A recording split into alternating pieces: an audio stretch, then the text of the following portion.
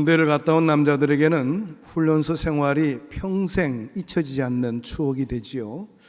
논산훈련소에서 퇴소식을 하게 될 때입니다. 퇴소식을 하게 되면 부모님들이 다 이제 훈련소에 모여들게 되지요. 사열대 앞에 다 이제 자기 아들이 언제 오나 기다리게 되는데, 이 퇴소식의 하이라이트로 한다면은 아마 분열식이라고 생각해 볼 수가 있을 겁니다. 분열하게 될 때 사열대 앞을 지나가면서 분열대에 집중하는 그런 그 병사들의 모습이 굉장히 멋있게 보이죠. 그런데 분열을 해서 열심히 사열대를 향해서 오는 무리들 가운데 한 사람이 계속 엇박자에 팔을 흔들고 또 발을 지금 구르고 있는 그런 모습이 보였습니다. 여러분 다 아시죠? 똑같이 하는데 한 명이 틀리게 되는 건 금방 눈에 들게 됩니다. 그리고 이제 본인이 긴장되다 보니까 자꾸 맞추려고 하는데 더 틀리게 되는 거예요. 이제 사열대 앞을 지나가는데 한 어머니가 이야기를 했습니다. 아이고, 웬 세상에 수천 명이나 되는 많은 병사들이 있는데 우리 아들만 팔다리를 잘 맞추고 다른 사람들은 다 틀리네. 그런 이야기를 했다는 것 아니겠습니까? 어머니 눈에는 아들의 허물이 보이지 않는 것이지요. 어머니의 눈에는 그 아들의 얼굴만 이렇게 잘 보이게 되는 것이고 아들만 크게 보이게 되는 겁니다. 왜 그럴까요? 아들을 사랑하기 때문에. 사랑하게 되면은 그 대상자에 대한 부분에 대해서 정확하게 바라볼 수 있는 눈이 없어지는 것 같습니다.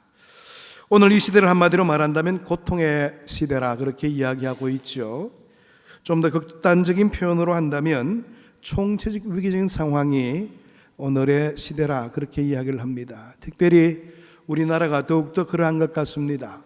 북핵의 위기도 있고 또 정부가 바뀌어지면서 적응하는 과정 속에 삐그덕거리는 그러한 부분들도 많이 있게 되고 또 전체적으로 또 물가도 그렇고 또 뭐 AI 때문에 아주 그냥 또 우리가 걱정을 많이 하게 되고 그뿐만입니까? 비가 나와가지고 또 농사 짓는 분들은 많은 시름 가운데 있는 그 실정에 있습니다. 이런 그 위기적인 상황, 총체적인 위기적인 상황에 처해져 있는 우리의 실정을 향해서 우리 주님께서는 본문의 말씀에서 이렇게 말씀하신다고 봅니다. 지금은 서로 사랑해야 할 때라. 지금은 서로 사랑해야 될 때라. 고통의 때를 이기는 힘은 서로 사랑하는 것으로 이겨낼 수가 있습니다. 위기를 넘어서는 능력도 서로 사랑하게 되면 쉽게 넘겨갈 수가 있게 됩니다. 우리는 주님의 말씀을 좀 더 깊이 있게 이해하기 위해서 본문의 말씀의 배경의 내용들을 살펴볼 필요가 있는데요. 때는 예수님께서 제자들과 함께 마지막 성만찬에 임할 때였습니다. 식사 도중에 가룟 유다가 그 자리를 박차고 밖으로 나갔습니다. 잠시 후에 주님은 제자들과 함께 감람산에 가셔서 기도하시게 될 것이고 그 후에 대제사장의 군사들이 유다와 함께 예수님을 잡으러 올 것입니다. 예수님은 십자가의 죽음을 바라보시면서 이미 장래의 일들을 직감하고 계셨습니다. 그때에 예수님께서는 이때 내가 죽을 때가 되었다 이렇게 말씀하지 않으시고요, 이해할 수 없는 말씀을 하셨습니다. 본문의 말씀은 아니지만 31절의 말씀을 보게 되면 지금 인자가 영광을 받았고 하나님도 인자로 말미암아 영광을 받으셨도다. 주님은 십자가의 죽음을 예감하시고 영광을 받았다 그렇게 말씀하고 계십니다. 영광이 무엇일까요? 내가 잘 되는 것이 영광일까요? 우리는 일반적으로 나한테 득이 되고 나한테 많은 것들이 주어지게 되면 영광이 된다 그러는데, 그런데 성경에서 말하는 영광이라는 것은 하나님의 뜻이 이루어지는 것이 영광입니다. 예수님은 하나님의 뜻 가운데 십자가에서 죽으심으로 모든 인류를 구원하기 위해서 이 땅에 오신 분이시지요. 그런데 이제 그 뜻이 이루어지게 되었다는 그런 의미에서 영광이다 그렇게 말씀하고 있는 것입니다. 이것이 바로 인간의 영광이고 하나님의 영광이 된다는 그런 의미로 이 말씀을 하고 계시는 것입니다. 잠시 비장한 분위기가 침묵중에 흘러가게 되었습니다. 걱정스럽게 주님을 바라보시던 제자들이 주님의 말씀에 귀를 기울이게 됐는데요, 주님께서는 이렇게 말씀하십니다. 새 계명을 너에게 준다. 새 계명을 너에게 준다. 예수님이 제자들에게 새 계명을 준다고 말씀하셨을 때 제자들은 무슨 생각을 했을까요? 제자들은 예수님의 신변에 어떤 위험한 상황이 전개되고 있다는 것을 직감하고 있었습니다. 예수님이 일전을 불사하시겠다는 각오로 중대한 명령을 하시나 보다. 지금 예루살렘에 올라오신 지도 며칠 지나게 되었고, 그것뿐만 아니라 주님의 동태를 바라본다면 아주 단단한 결심을 하신 것 같은데, 그렇다면 이제 이 로마 정부의 산하에 있는 이스라엘 정부, 이 유대 땅의 정부를 무너뜨리고 뭔가 새로운 결단을 하실 모양이다. 아마 제자들은 그렇게 생각을 했던 것 같습니다. 주님께서는 새 계명이라 그렇게 말씀하셨지요. 제자들은 지금까지 한 번도 말씀하지 않는 대단한 명령을 기다리게 된 것입니다. 그런데 주님이 드디어 말씀하십니다. 오늘 본문 34절의 말씀이지요. 서로 사랑하라. 내가 너희를 사랑한 것 같이 너희도 서로 사랑하라. 이 사랑하라는 말은요, 새로울 것이 없는 말이지요. 율법의 요약이기도 하고 어린 시절부터 이 내용에 대해서는 귀에 딱지가 앉을 정도로 많이 들었던 사람들입니다. 지금까지 수없이 많이 들었던 그 내용의 말씀을 주님께서는 절체절명의 순간에 말씀을 하시고 계시는 겁니다. 그런데 주님께서 말씀하시는 그 요지는 위기에 부닥친 제자 공동체를 잘 지키는 힘은 서로 사랑하는 것이야. 그렇게 말씀하고 계시는 겁니다. 주님 나라 공동체를 세우는 능력이 다른 데 있는 것이 아니라 서로 사랑하는 것에 있는 것이야. 이것이 새 계명이 된다. 그렇게 말씀하고 계시는 겁니다. 신약 성경에는 새로운이라는 말을 의미하는 헬라어 두 단어가 있습니다. 하나는 네아라는 말입니다. 다른 말은 카이넨 이런 말입니다. 이 네아라는 말은 영어의 new에 해당되는 말입니다. 이 말은 시간적으로 최근의 것, 얼마 되지 않는 것, 이것을 말할 때 네아라는 말을 씁니다. 그렇지만 여기서 새 계명으로 할 때는 이 새는 카이넨이라는 말을 쓰고 있습니다. 이 카이넨이라는 말은 본질적인 면에서 전혀 차원이 다른 그런 의미를 가지고 있는 겁니다. 옛날부터 있기는 있었지만은 전혀 차원이 다른 사랑을 해야 될 때라. 그런 의미에서 새 계명을 너희에게 준다. 그렇게 말하고 있는 겁니다. 문학 속에서 나오거나 예술적인 감정 속에서 움직이는 그런 사랑을 말하는 것이 아닙니다. 34절의 말씀 보게 되면 내가 너희를 사랑한 것 같이 서로 사랑하라. 내가 너희를 사랑한 것처럼 너희도 그런 사랑을 하기를 원한다. 그런 뜻을 말하고 있는 겁니다. 하나님께서 우리를 사랑하는 그 차원의 사랑으로 서로 사랑을 해야 될 시기란 말이에요. 그 사랑이 어떤 사랑입니까? 목숨을 내어놓는 사랑이었죠. 너희들이 이때 이 험악한 시대를 이겨내기 위해서는 목숨을 내어놓을 정도로 서로 사랑해야 된다. 그것을 말씀하고 있는 것입니다. 그것이 바로 너희들에게 새 계명이라. 그렇게 말하고 있는 겁니다. 세상에 속한 사랑이 옛사랑이라면 하나님께 속한 사랑이 새사랑입니다. 물질적인 사랑이 옛사랑이라면 하늘에 속한 사랑이 새사랑이라 말해볼 수가 있겠죠. 나중심의 이기적인 사랑이 옛사랑이라면 하나님의 관점으로 움직이는 사랑이 새사랑입니다.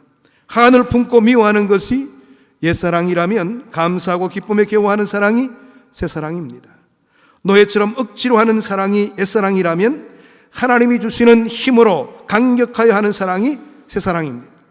받고 싶어 안달하는 사랑이 옛사랑이라면 주면서 행복해하는 사랑이 새사랑입니다. 요한복음에는 이 사랑하라는 말이 56번이나 나오고 있습니다.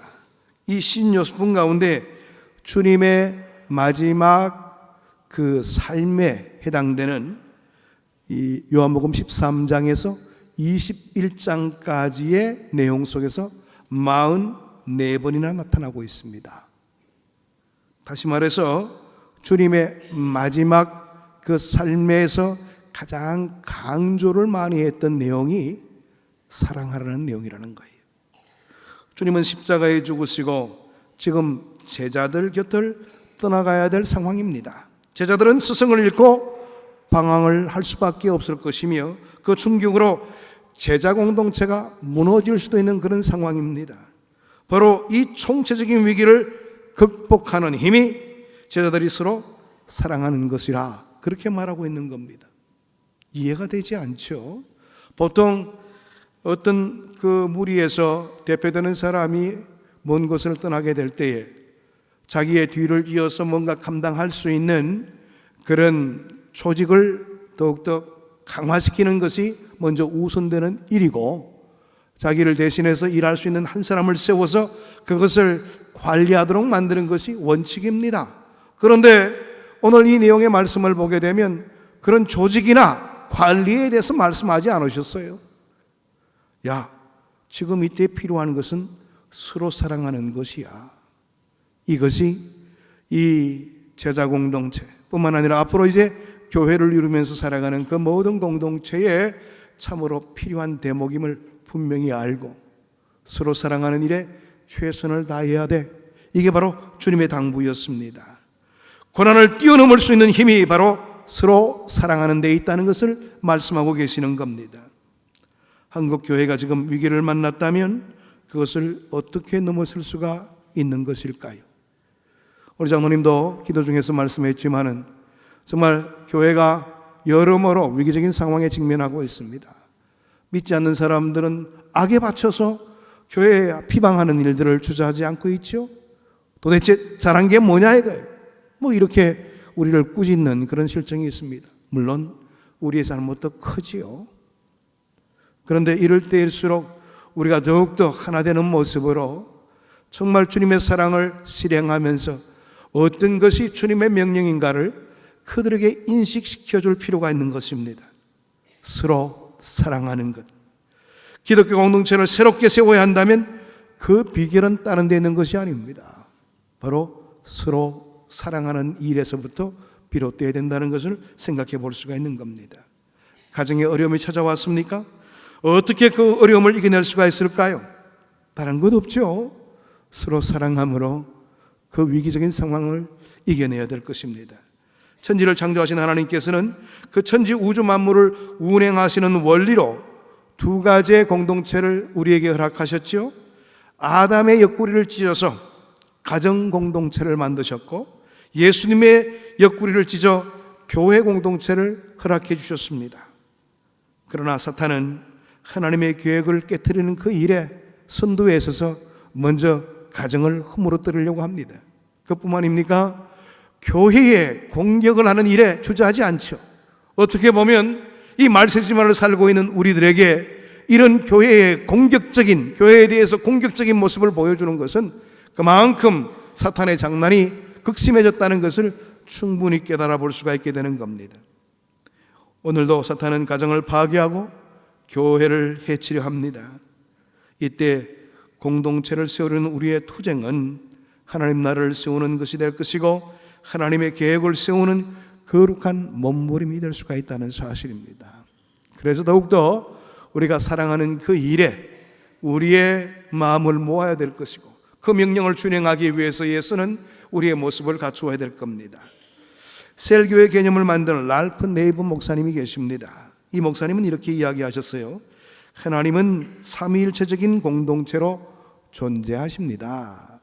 하나님은 존재하시되 삼위일체의 모습으로 존재하신다는 겁니다. 다시 말해서 공동체의 모습을 보이시면서 존재하신다는 것 아니겠습니까? 성부 하나님, 성자 하나님, 성령의 하나님으로 존재하신다는 그런 의미를 우리에게 부여했습니다.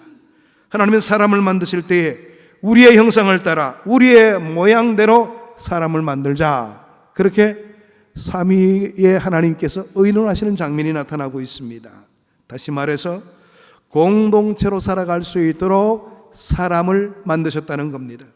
사람이 독주하는 것이 좋지 못하다 이렇게 말씀하셨을 때도 우리에게 가정 공동체를 허락하심으로 통해서 사람이 홀로 서지 못한다는 것을 입증해 보여주셨습니다.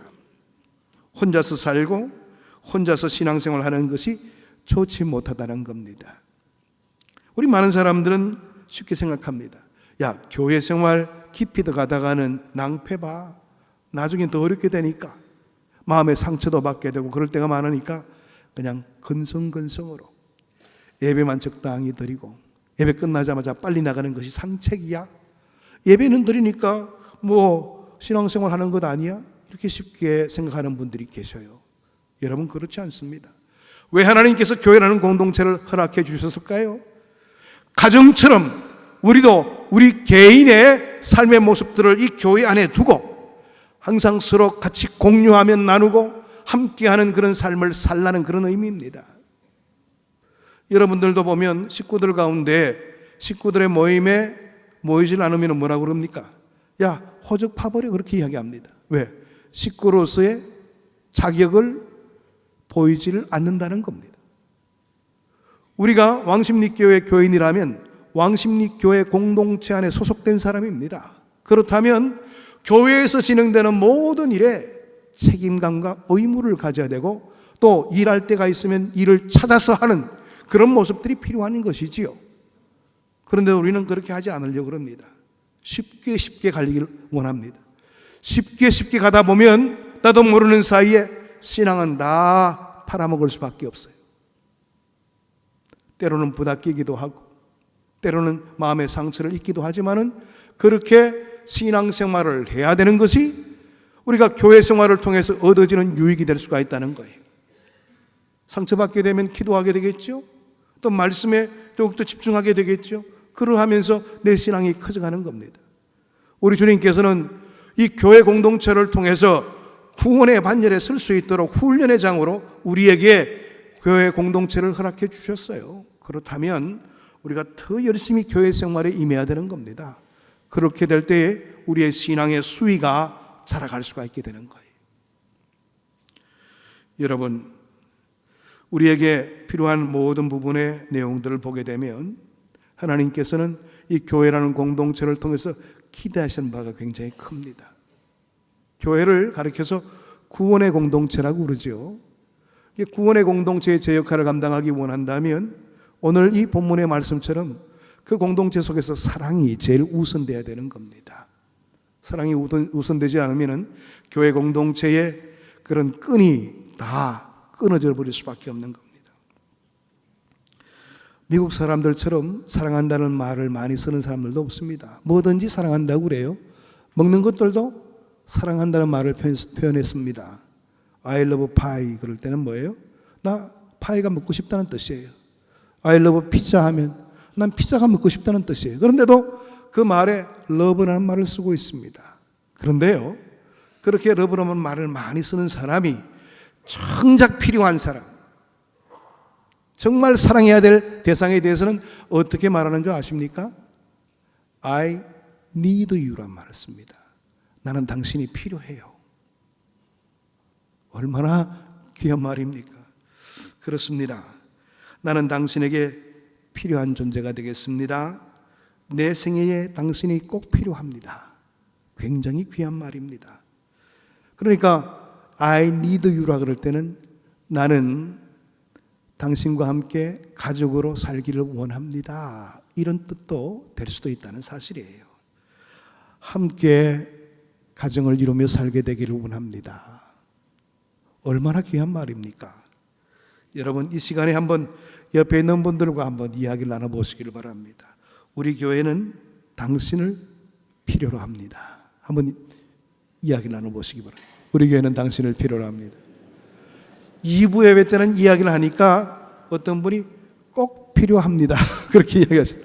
다시 한번 해봅시다. 우리 교회는 당신이 꼭 필요합니다. 네, 예, 그렇습니다. 하나님께서 여러분들을 이 왕십리교에 보내실 때는요, 필요 없기 때문에 불러주신 것 아니에요. 필요하기 때문에. 여러분들이 써야 될 자리가 꼭 있단 말이에요. 그거를 감당하셔야 되는데 우리는 그것을 뺀질뺀질 하지 않으려고 그래요. 그래서 우리의 신앙이 안 자라는 겁니다.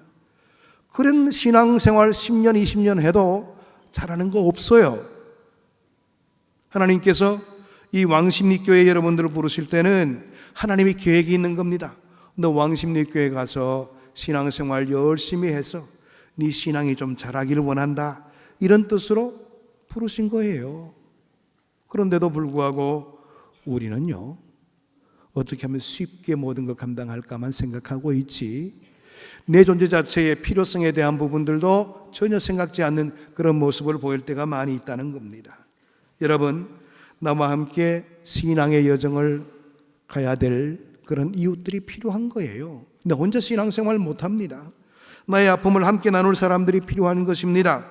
또 내 주변에는 나의 도움을 필요로 하는 사람들이 반드시 있게 마련입니다. 그래서 서로를 위해서 기도하고, 서로를 위해서 격려해주고, 서로를 위해서 위로해주는 그런 모습들이 이 교회 생활 속에서 이루어져 나가야 되는 거예요. 그걸 오늘 이 본문의 말씀의 표현으로 이야기한다면 서로 사랑하라, 그런 표현인 겁니다. 여러분, 기러기가 먼 길을 여행하게 될 때는 홀로 날아가는 법이 없답니다. 기러기가 먼 길을 날아갈 때는 떼를 지어서 날아가게 되는데요, 먼저 한 마리가 앞서서 날아가게 되면 그 뒤를 저항 잘 받지 않도록 해서 두 마리가 따라가게 되고, 그 뒤를 두 마리씩 따라가면서 V자 형태로 날아간다고 그러죠. 그런데 연구 결과에 따르면요, 그렇게 날아가게 되면 뒤따르는 기러기가 앞에 가는 기러기보다 10% 정도 체력을 안배할 수가 있다고 해요. 그러니까 앞에 가던 기러기가 이제 힘에 지치게 되면 뒤로 물러서게 되고, 또 뒤따르는 기러기가 앞서가게 되면서 그 먼 길을 날아가게 된다는 거 아니겠어요? 여러분, 마찬가지입니다. 천국까지 신앙 여행을 하려 할 때는 혼자 갈 수 없는 겁니다. 때로는 지치고 쓰러질 때가 있죠. 그럴 때 나의 이웃은 나에게 격려가 됩니다. 나에게 위로가 됩니다. 또 힘이 되어줄 수가 있어요. 그래서 교회가 필요한 겁니다. 여러분, 혼자 가려고 하지 마시길 바랍니다. 연약한 사람들을 끌고 가야 되겠죠. 또 나의 신앙에 도움이 될 만한 사람들을 따라가야 되겠지요. 그래서 교회 공동체가 필요하단 말입니다. 그러므로 하나님이 만드신 공동체를 우리는 사랑해야 될 것이에요. 교회를 사랑하는 말 당연한 말이지, 밥 먹는다는 말과 동일한 말이지, 쉽게 생각할 수가 있겠죠. 그런데 왜 주님께서는 서로 사랑하라, 당연한 말, 이 당연한 말을 유언으로 남기신 것일까요? 왜 그러신 것일까요? 그것은 너무나도 중요하기도 하지만은 실제로 그것이 너무 어렵기 때문에 그런 겁니다. 사랑한다는 것 쉬운 것 아니에요. 어려우니까 주님께서는 아주 절체절명의 위기적인 상황 속에서 이것이야말로 필요한 것이야 강조하고 있는 그런 내용의 말씀입니다. 그래서 35절의 말씀을 보게 되면 너희가 서로 사랑하면 이로써 모든 사람이 너희가 내 제자인 줄 알리라. 너희가 서로 사랑하게 되면 어디에 있든지 간에 내 제자인 줄 알게 될 것이다. 많은 사람들이 너를 인정해 줄 것이야. 그래요. 지금 어떻게 보면 교회가 많은 욕을 먹게 된 것도 서로 사랑하지를 못해서 그럴 수도 있을 거예요. 그러니까 믿지 않는 사람들이 우리가 주님의 제자인 줄 모르는 겁니다. 저 양반도 교인이야? 그렇게 말할 뿐이지요. 우리의 잘못 때문이라는 것을 생각해 볼 수가 있게 됩니다. 이 말씀은요, 이 사도 요한이 그의 서신서에서 다시 한 번 더 강조하고 있는 내용의 말씀을 우리에게 허락하는데요, 요한일서 4장 20절의 말씀을 보게 되면 누구든지 하나님을 사랑하노라 하고 그 형제를 미워하면 이는 거짓말하는 자니 보는 바 그 형제를 사랑하지 아니하는 자는 보지 못하는 바 하나님을 사랑할 수 없느니라. 그런 말씀을 하십니다. 그래요. 말로만 하나님을 사랑한다, 그건 사랑하는 것이 아니라는 것이죠. 실제로 사랑하게 된다면 우리의 그 사랑이 형제들 사이에도 사랑이 분명히 나타나야 된다는 겁니다. 그런 사랑을 하지 못하는 사람은 하나님을 사랑하지 않는 것과 똑같아, 그렇게 말하고 있는 겁니다. 제자는 초대교회 성도들의 다른 말에 해당되는 말입니다. 제자됨의 기준이 서로 사랑하는 것이다. 성도됨의 기준은 다른 것에 있는 것이 아니라 서로 사랑하는 것에 있다. 이렇게 말해주고 있는 내용의 말씀이 바로 35절의 말씀의 내용입니다. 교우됨의 기준이 서로 사랑하는 것에 있다 이거예요. 우리가 기준조차도 하지를 못하면서 성도라고 불려줄 수가 있는가 하는 점이에요. 기본이 되는 이 내용들, 물론 어렵기는 어렵지만은 그 기본이 되는 어려운 그 내용들을 시행하려고 마음조차 갖지 않는 것, 이게 성도의 태도인가? 다시 한 번 더 우리의 삶을 점검해야 될 겁니다. 공동체 안에서 무례한 행동을 하며 여러 사람들을 아프게 하는 사람을 어떻게 사랑할 수 있나요? 공동체 안에 머물면서 공동체를 늘 부정적으로 말하며 욕되게 하는 사람을 어떻게 사랑할 수가 있나요? 나의 등 뒤에 나를 비난하고 명예를 실추시키는 그런 사람들을 내가 어찌 사랑할 수가 있나요? 이렇게 말할 수가 있겠죠. 그러나 그들까지 사랑을 해야지 바로 우리가 예수님의 제자인 것, 우리가 성도인 것, 우리가 바른 교인인 것이 입증된다고 그렇게 말하고 있습니다. 주님의 말씀입니다. 그러니까 우리의 과제가 참으로 크다는 것을 알 수가 있죠. 우리가 그들을 사랑하지 않는 한은 여전히 우리는 성도라고 부릴 수 없는 존재들이라 이거예요. 그러니까 얼마나 엄중한 말씀인지를 생각해 볼 수가 있습니다. 십자가 이후에 제자들의 모임을 한번 생각해 보시기를 바랍니다. 예수님이 돌아가신 후에 제자들은 다락방에 모여서 방문을 걸어 잠그고 기도를 했습니다. 제자들 가운데 누구 한 사람이라도 일어나서, 야 베드로, 당신이 그럴 수가 있어? 당신은 수제자잖아. 근데 수제자면서도 어떻게 3번씩이나 예수님을 모른다고 부인해? 아니 야고보와 요한 생각해봐. 당신들은 3명씩이나 따라다니면서 좋은 자리는 다 주님과 함께 했는데 어찌 주님을 이런 식으로 보낼 수가 있어? 충분히 타박하면서 서로 질시하고 싸울 수 있는 그런 모습을 지닌 자리가 바로 그 자리였습니다. 서로의 잘못된 부분들을 덜 추워내고 서로 싸울 수도 있는 그런 자리였습니다. 그런데 그들은 그렇게 하지 않았죠. 서로 용서하고 침묵하고 서로 이해하고 서로 사랑하는 모습을 보였습니다. 기도함으로 그 위기적인 상황을 이겨내려고 노력했습니다. 여러분, 불평은 공동체를 무너뜨리도록 만듭니다. 그러나 용서는 공동체를 세우게 만듭니다. 비난은 공동체를 파괴하게 만듭니다. 그러나 격려는 공동체에 생기를 넣어줍니다. 원망은 공동체를 나누어지게 합니다. 그러나 위로는 공동체를 하나 되게 만듭니다. 그러니까 우리가 감당해야 될 일들이 얼마나 많은지를 생각해 볼 수가 있는 것이지요. 고난과 시련 속에 있는 현대교회는 큰 위기를 만나게 된 겁니다. 이때는 서로 격려하고 서로 위로하고 서로 사랑해야 될 때인 것입니다. 가정에 어려움이 있을 땐 누구를 원망하거나 비난해서는 안 되는 것이지요. 위로하고 격려하는 것이 필요합니다. 교회를 세우기 위해서도 서로의 약점과 상처를 잘 보듬어 안아 주어야지 교회가 더욱더 은혜로울 수가 있게 되는 겁니다.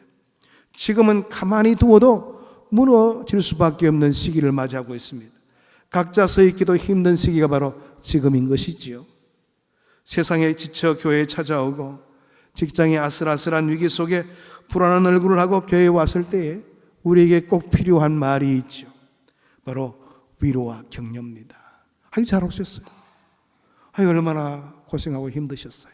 그 한마디 말이 그 새신자의 마음속에 새로운 용기를 허락해 주시는 겁니다. 여러분 그렇습니다. 서로가 서로 곁에 함께 있어주는 것, 이것처럼 힘이 되는 것이 없어요. 우리가 혼자가 아님을 보여주시기를 바랍니다. 나 대신 울어줄 수 있는 사람이 있다는 사실을 입증해 보시기를 바랍니다. 모든 성도들이 교회를 사랑하는 한 마음으로 우리가 다시 한 번 더 일어서야 되는 거예요. 구역들마다 새 힘을 공급받아 하나님의 뜨거운 열정을 가지시고 모이는 일에 힘쓰시기를 바랍니다. 여러분, 사랑이 떨어지다 보니까요, 모이는 일에 왜 그렇게 힘들어하는지 모릅니다. 구역 모임 가지라 그러면 아이고 뭐가 있었어, 뭐 때문에 안 돼, 뭐 때문에 안 돼. 때문에가 굉장히 많이 있어요. 안 된다고 하는. 근데요, 과거에는 뜨거운 사랑이 있을 때는요, 때문에가 없어요. 그냥 모든 것 다 불구하고 모이기를 힘씁니다. 요즘 아이 하나 데리고 그냥 떡을 치면서 안 모이려고 그래요. 과거에는 4명까지도 없고 뭐 데리고 다니면서 다 구역 예배를 모였습니다. 그런데 이 시대는 그렇지를 못하고 있어요. 벌써 말세가 가까우니까 모이기를 폐하는 그런 역사들이 강하게 나타나고 있는 것이지요. 이럴 때일수록 사랑으로 하나가 되어 모이기를 힘쓰고 주의 사랑을 공유할 수 있는 우리의 모습들이 필요하다는 것을 생각해 볼 수가 있습니다. 모든 성도들이 바로 모이는 그 일, 사랑으로 하나 되는 그 일에 마음과 뜻을 다하는 것, 여기에 우리의 진정한 과제가 있음을 꼭 잊지 마시길 바랍니다. 지금은 나라를 세우고 교회를 세우고 가정을 세우기 위해서 울며 기도할 때입니다. 기도하는 자리, 우리는 주저할 때가 많이 있어요. 자신을 위해서 기도하라고 그러는데도 우리는 기도하지 않으려고 그럽니다. 그리고 손쉬운 방법을 쓰지요. 목사나 교역자나 이렇게 돌아다니면서 나 좀 기도해 주세요. 자기가 기도하지 않고 남의 손을 빌려서 기도한다는 거, 물론 뭐 기도할 수 있는 동료가 있다는 것은 좋은 일이지만은 자기가 먼저 기도해야죠.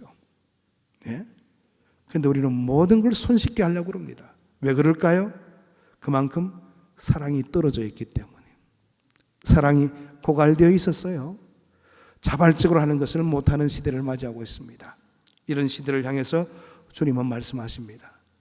이 모든 위기를 이길 수 있는 힘은 서로 사랑하는 것이야. 너 정말 사랑해봤어? 주님은 우리에게 묻고 계십니다.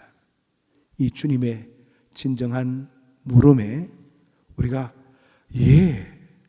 제가 주님처럼 열심히 사랑하다가 주님 곁으로 왔습니다, 이렇게 고백할 수 있는 우리 모두가 되기를 축복합니다. 기도하겠습니다. 하나님 감사합니다. 오늘도 주의 말씀으로 우리를 권고해 주시고 주의 은혜 속에 거하게 하시니 감사함을 드립니다. 우리가 진정으로 하나님 앞에서 사랑을 공유하며 우리 결합되어진 공동체를 잘 지켜낼 수 있는 주의 백성들이 되게 인도해 주옵소서. 서로 사랑하는 주님의 명령 우리가 마음속에 항상 새기며 생활할 수 있게 도와주시고 사랑하기 위해서 최선을 다하는 우리의 몸부림이 있게 인도해 주옵소서. 예수 그리스도 이름으로 기도하옵나이다. 아멘.